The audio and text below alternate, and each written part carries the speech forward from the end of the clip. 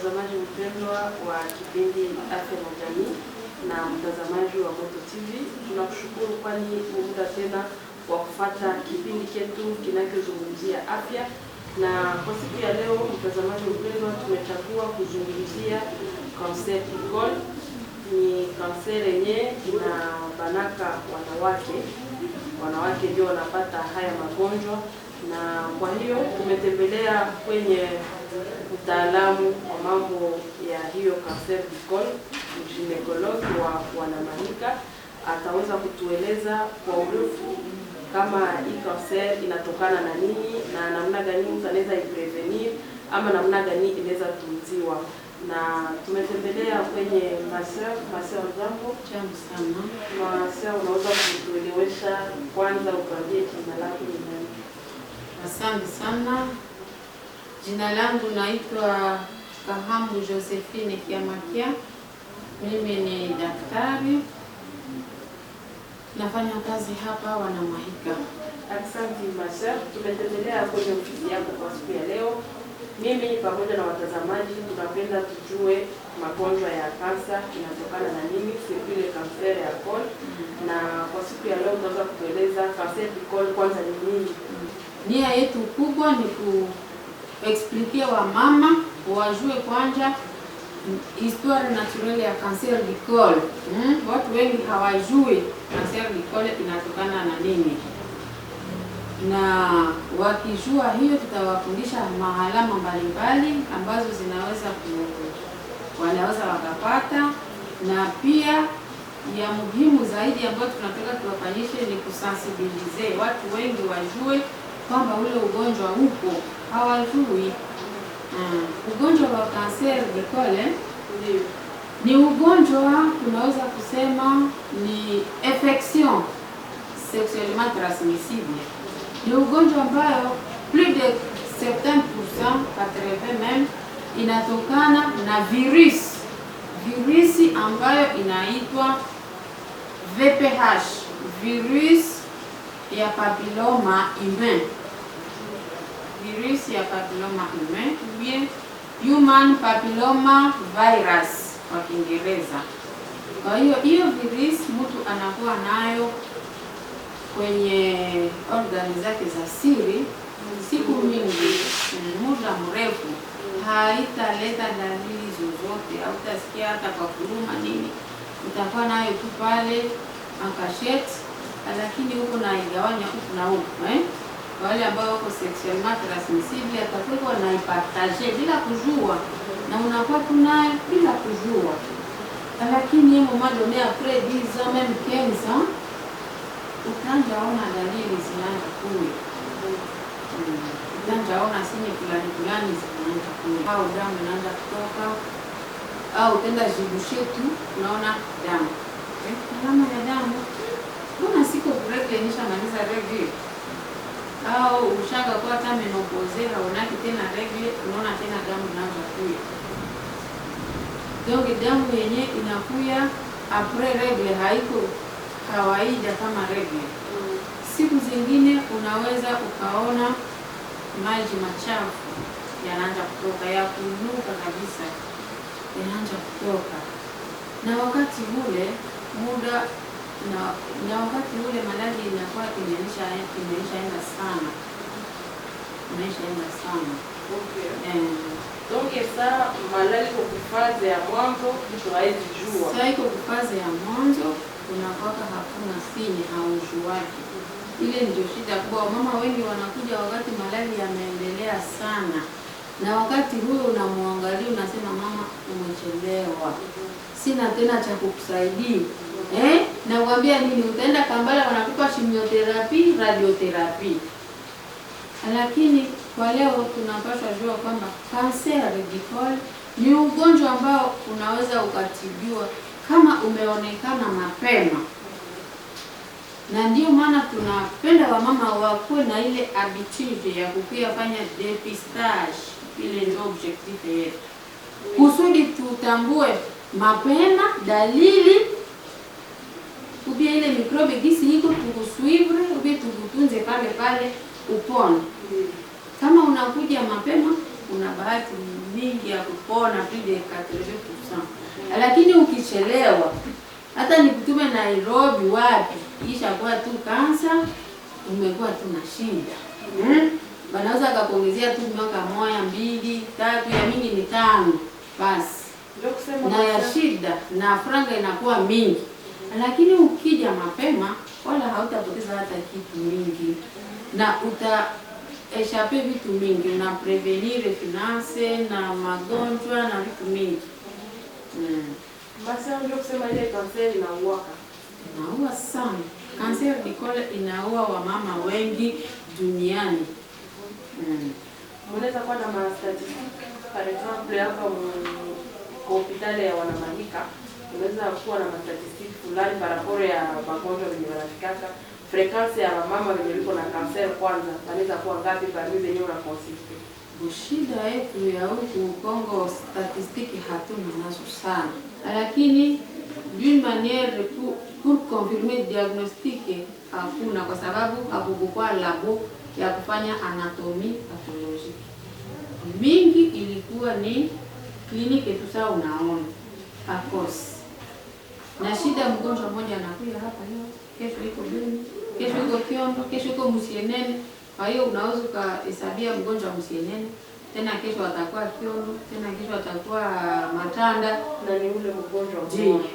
Na science ilikuwa hayafanya maitidi sana, hatuna. Lakini ulimwenguni gisi maandishi yanasema kunakuwa zaidi ya 60,000 cas de décès par an juu ya cancer du col. Na hii cancer du col inaomba tunajua kwamba ni deuxième cause de décès chez les femmes après cancer du sein. Cancer du sein ndio cause ya kwanza ya kuwa wamama. Tunajua wamama wengi wanakufa kwa kujifungua. Wale ambao walipima kubahatika kupita kujifungua, shida zingine zinatusubiri sisi wamama. Cancer ya maziba na cancer ya col, mlango wa kizazi, col de l'utérus. Sasa maseo, unaweza kutueleza ni kila mwanamke mwenye anaweza patikana na ile cancer ya col ama kwa ile categorie de femmes wenye viko deja cible ya hii magonjwa? Kategorie de femmes wenye viko cible ya hii magonjwa ni wale ambao wako sexuellement active. Kama umeisha anja kujua wanaume, ujue na wewe umekuwa parmi les candidats qui doivent se faire dépister. Kama umeanza kujua wanaume, basi na wewe inabidi unakuwa unafaire dépister. Umejua wanaume, uko na col ya utérus, kizazi hakijatolewa kingali, haujakuwa na umri wa miaka zaidi ya 65, uko kandida wa kufanya dépistage. Ma sœur, una mwanzoni unaweza kueleza kama nyeva gynécologue mko mnasaidia kuangalia comment kusensibiliser wanawake? Est-ce que kuko une politique ya kuaccompagner ba femme wenye wanapenda kujifaire dépister, ça vile pour réduire prix ya consultation, bien vinafanyikana gratuitement c'est payant? Bon, hii projet tulipenda tupate kusaidia wamama kwa sababu wengi wanasema hatuna franga. Ya bure mudunia ni matata. Kwa hiyo tuko tunawaza tukipata msaada tutawasaidia bure. Lakini msaada hatujaupata. Kwa hiyo tusisubirie tu msaada kwa sababu magonjwa yako yanaendelea. Kwa siku hizi tumebahatika kwanza kupata materiel. Hata materiel zilikuwa haziko. On a maintenant des gynécologues presque partout. Et partout il y a les gynécologues, tuko na site ya kufanya dépistage. Kwa hiyo, kwa mfano hapa Wanamahika, tunaomba tu $10 kusudi upimiwe kile kipimo. Kwa sababu mwenyewe nikisoma hawako huku, wale wako kusoma basi to pathologist hawayakuwa huku kwetu. Wangali mbali.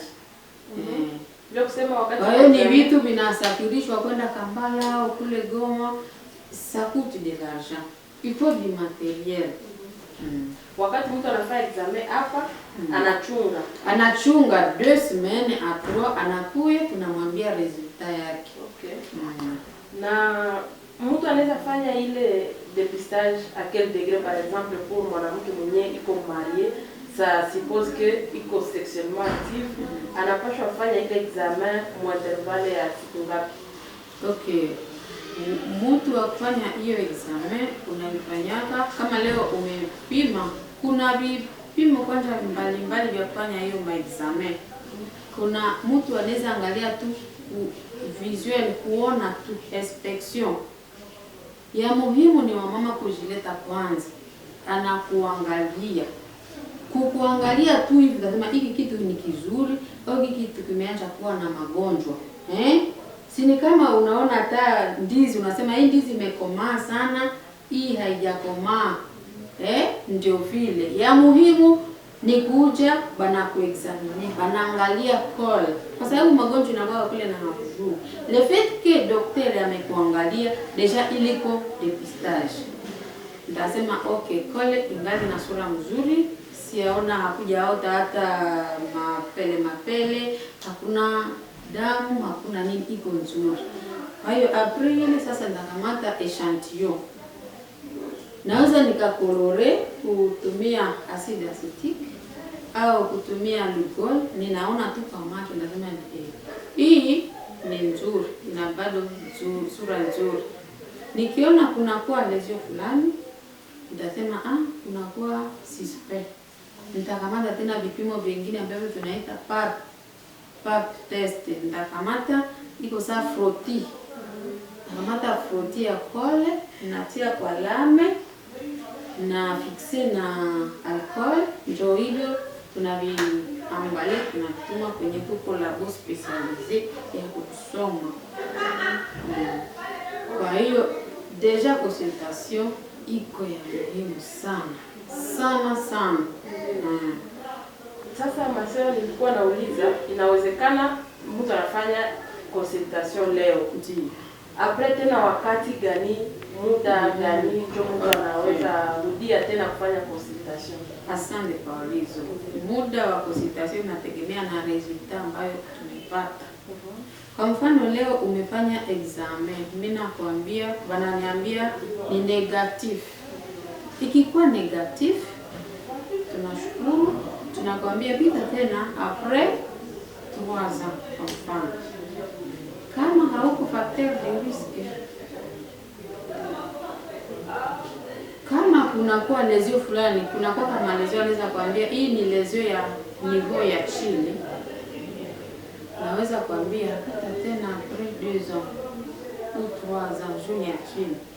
Kama ni lesio ya niveau ya juu, nitakwambia après chaque année ou bien après 6 mois. Na inategemea na sur quel terrain. Nitaangalia kama hauna terrain ya kuharibisha mwili. Labda kabla nifike hapo ningeanza sema jua mafacteur favorisant. Yaani huko cause ambayo tunajua ni ile virus ya human papilloma virus ou bien VPH, virus du papilloma humain. Ile ndio cause ya plus de 80%. Na apare ya ile kuna mafakteri zingine. Dada yako ameshakuwa na cancer du col, ile deja iko riski kubwa kwako na wewe kudevelope ile magonjwa. Ingine mafakteri de risque zenye ziko pale, kuna multipartenarite. Kama uko na wanaume mingi, leo uko na huyu, kesho ule, siku ingine mwingine, ile nayo ni faktori yenye na favorize wewe kupata mikrobe ile facilement. Ubie bibi yako ndio anaenda kule, ube wewe bwana ndio unaenda kule, ile ko facteur de risque. Na ingine iko multiparité. Kuzala watoto wengi sana. Kuzala watoto wengi sana, multiparité inatuexpose kunini, kwa sababu italeta traumatisme siku mingi kukole. Wakati unazaa kole inakuwa na vidonda, inakupermettre kuatrape ma microbe facilement. Na ingine facteur de risque iko immunodepression. Wakati mwili wako hauna tena nguvu ya kupigana na magonjwa, immunite imesha kupunguka.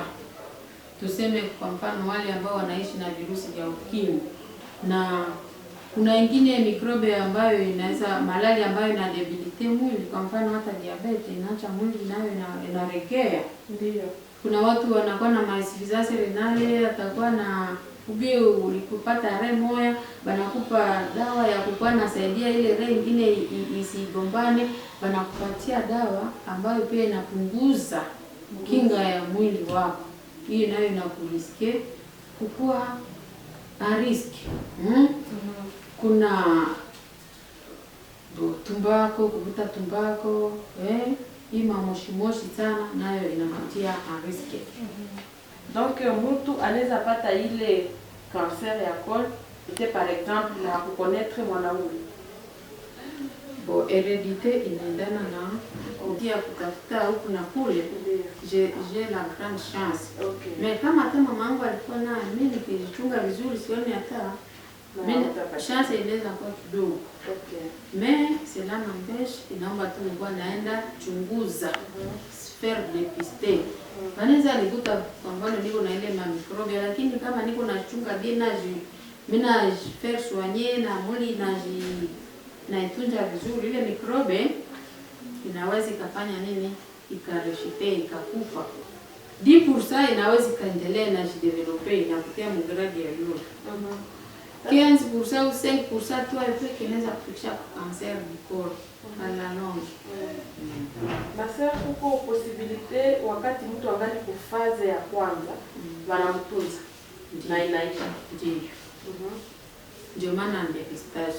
Wakati kuko fazi ya kwanza kuko malesio pre-cancereuse, na ndio maana ya dépistage. Dépistage inatupermettre kuona malesio pre-cancereuse zenye hazira kuwa cancer. Na wakati zinaonekana hatusema mara mimi nimekuwa na cancer, hapana. Tunasema kuko malesio zinakuwa iko pre-cancereuse. Kama haufanyi angalisho, hizi lesion zinaweza kuendelea kukuletea cancer. Kwa hiyo zinaweza zikatibiwa na kuna matibabu lokalema. Kama ni kabutoto kameota, tunasema kabutoke kanaota hapa, kakiste kanini kanaweza kakachomewa, tunaita cryotherapy, inachoma lokalema. Kama bado unasema mimi ningali na lazima kuzala ningali jeune, tunaona na spare kweli ngali bie, tunakachoma tu hivi. Ubie kuna kakata wengine wanaita lip excision, wanafanya excision, wanakakata na wanakapeleka ku biopsy kuconfirmer réellement kama lesio inafikia wapi. Na ingine inaweza ikasema kole yote tunaona imekuwa kubwa, lakini anapenda zale tena, tufanye nini? Wanaweza wakafanya wanatosha tu kole hayo ile kole hayo peke, kingine inabakia kule, sema afadhali tena hata watoto wawili au mmoja, na huko nenda ku dépistage chaque année. Kama kuna kwa hili lesion ni vraiment chaque année unakuwa unaenda faire dépister, kwa naona kama magonjwa kuendelea ama hapana. Inarudia kateni. Hapana, hata rudia. Na mtu anatazala na muda gani? Unaweza ukazala. Unaweza mimi nitaingia utazala par césarienne. Ndio. Au kama unasema sipendi tena kuzala, nimesha zala watoto wa kutosha, kama ni magonjwa mtoshe kizazi, tunatosha kizazi yote. Kwa hiyo pale matrisi yote ikitoka na ile kole naenda, we tayari umepona. Kama magonjwa ilikuwa haiyakuwa haiko tena. Hauna tena lazima kufanya dépistage. Lakini kama walifanyisha kwa mfano ulikuwa na mamiome, biogizala kwa haraka unapoteza, wanafanya hysterectomia haraka, wanakuacha kale kamwanyoka call. Pale huko na devoir na wewe uko unafanya dépistage. Juu ile call inaweza kupata tu magonjwa. As long uko unaendelea tu kufanya activity sexuelle nawe inaweza kukua hata. Basi tukifikia mwisho wa kipindi chetu kwa siku ya leo, unaweza kuwa na neno la mwisho. Tumesikia unasema ya maana kufanya dépistage wakati unakuwa uko sexuellement actif ou alors sexuellement active juu ni ba mama ndio wenyewe liko cible ya hii. Inabanaka aussi na baba faile cancer ni yetu sisi wanawake. Ile microbe ba papa nao wanaweza kuwa nayo. Ni infection iko sexuellement transmissible. Nao wanaweza wakadevelope magonjwa juu ya maorgane za kushiriki. Na inafika napo kunipa kubaletea cancer vile. Ndio, inaweza ikawaletea cancer. Inaweza. Kingine kenyo unaweza ongeza ni nini? Kingine stage inaweza fanyika ndoa couple ou bien namna gani? Mpaka sasa kwa sababu hatuna hata na materiali wa papa nani kusandaje hapo ni kidogo sana tunaexishana. Kwa hiyo materiali tukipata tunaikonsantrate kwa wanawake.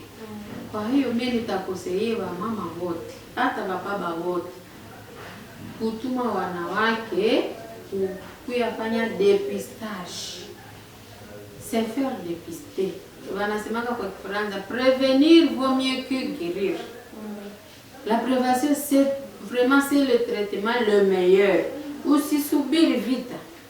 Ya muhimu prevenir vita isije kwa sababu vita ikija itaribisha vitu utapoteza. Hata unagania utakuwa umepoteza tu au umeumia. Lakini ukiprevenir utakuwa uko safe. Kwa hiyo wa baba, wa mama, wa dada nawaambia ugonjwa wa kanseri upo. Tunasikitika sana wakati tunaona mama anatufikia na hatuna tena uwezo wa kumsaidia. Tunalia. Nasema mama ungekuja labda 2 ans avant ningekusaidia ungeenda huko mzima, lakini sasa nina regrete. Kusha komplike fistile sha miko iko nashtokea unaona matrice yote shaisha. Hata ufanye operation hautaweza kusema nishike hapa na hapa nishone, hakuna.